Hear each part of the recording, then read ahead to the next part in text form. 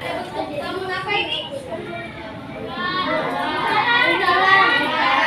Kalau ini? Ada yang boleh lebih, ada yang boleh berapa dari? Waduh, gigi. Kita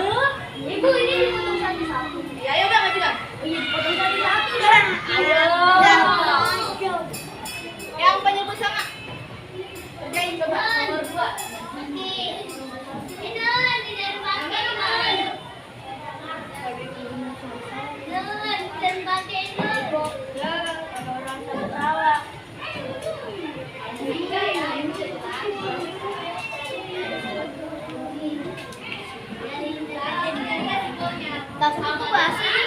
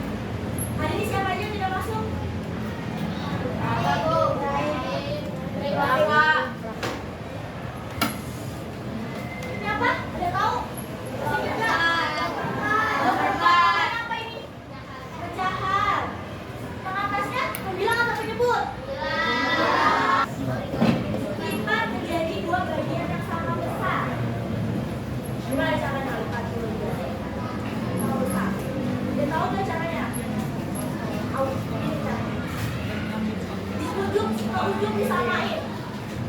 Yang putih ini nggak boleh kelihatan. Pas sama. Sama ya. Udah. Kalau sudah. Udah. Ini Bu sama. Yang ini. Udah. Sekarang apa lagi pilih yang coba dilihat pertanyaannya. Apakah bagian pada origami satu dapat membuka bagian dua? Coba dilihat udah. Pegang origami yang kedua yang 24 yang pegang. Udah. Nah. Sekarang coba disatuin, ditumpuk. Ya. Dua-duanya ini. Tumpuk meja. Ya, meja ditumpuk. Sama besar nggak? Sama ya. Kalau ini kayak gini, udah bagi dua.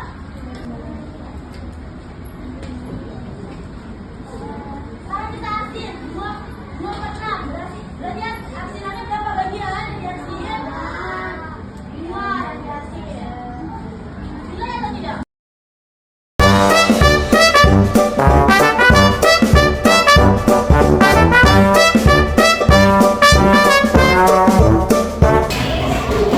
Assalamualaikum warahmatullahi wabarakatuh.